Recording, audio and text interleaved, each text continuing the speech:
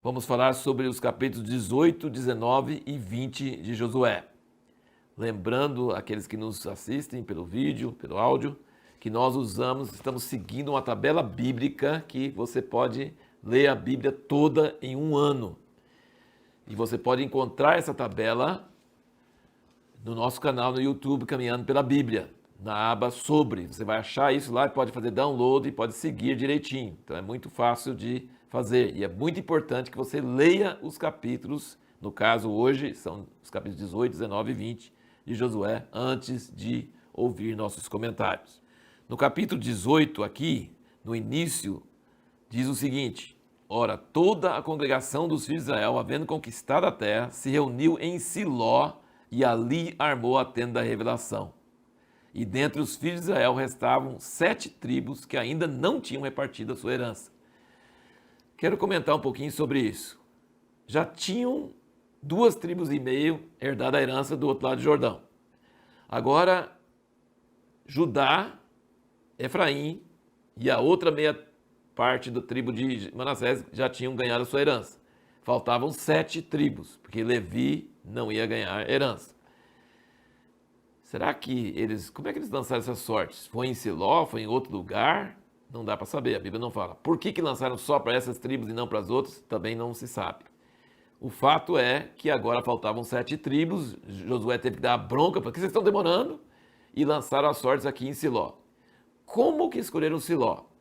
Siló fica na tribo de Efraim, que depois veio a ser o reino do norte. E o tabernáculo ficou lá há muito tempo, em Siló. Depois nós vamos ver na história o que aconteceu. Mas muitas vezes nos ajuda a ler nos Salmos. Não sabemos, não tem jeito de saber como escolher um Siló. Não fala que Deus escolheu e não dá para saber por que ficou lá. Mas o tabernáculo ficou lá.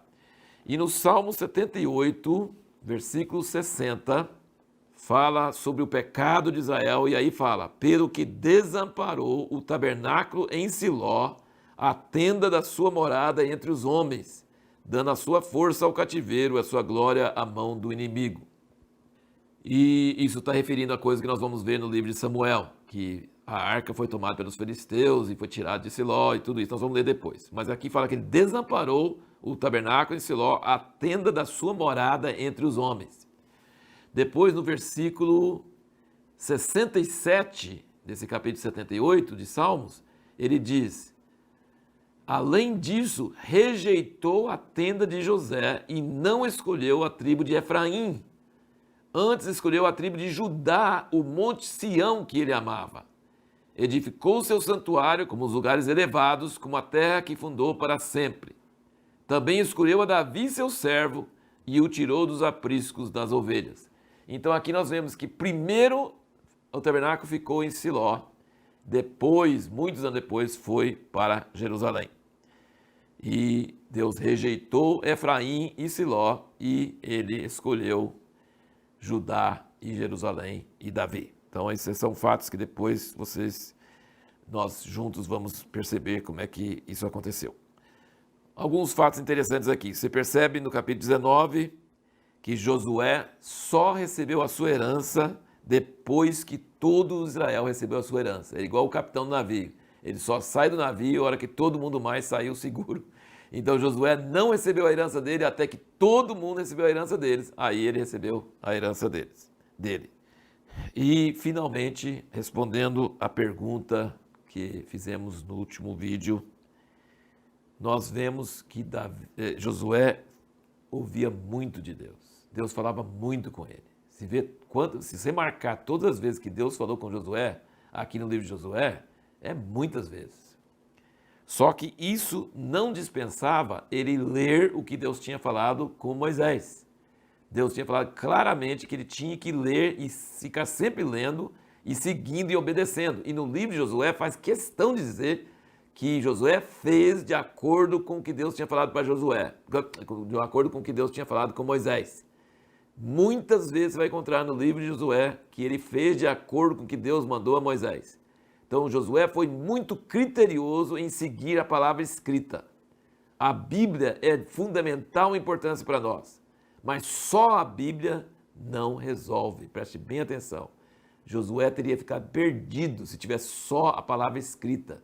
Ele precisava ouvir a voz de Deus dando instruções para situações do dia a dia. Na palavra escrita por Moisés, Deus fala com Moisés: guarda as tábuas da lei escritas dentro da arca, mas ali virei a ti entre os querubins e falarei sobre tudo que eu quero falar sobre os filhos de Israel. Então Deus nunca achou que a palavra escrita dele era suficiente. Ele sempre falou que a palavra escrita era essencial. Você não pode ter direção de Deus na sua vida se você não dá valor à palavra escrita e ler e meditar nela todo dia da sua vida. Você precisa fazer isso.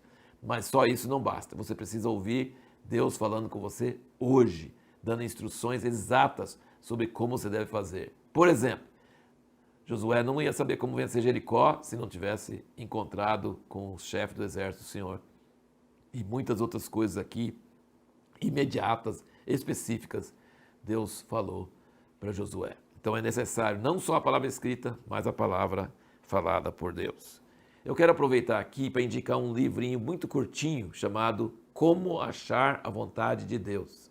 Ele fala de 7 luzes e que uma dessas luzes é a palavra escrita, mas outra luz é o Espírito Santo falando no seu coração e depois ele fala de mais 5. Então, se você quer fazer a vontade de Deus, você precisa não só da Bíblia, precisa da Bíblia como base, mas você precisa de muitas outras luzes. É um livreto pequenininho, você acha no site da Revista Impacto, Como Achar a Vontade de Deus. Um livro muito útil, muito maravilhoso. E a pergunta que nós vamos tentar responder no próximo vídeo é: o que causa a divisão entre o povo de Deus? Por que o povo de Deus se divide tanto?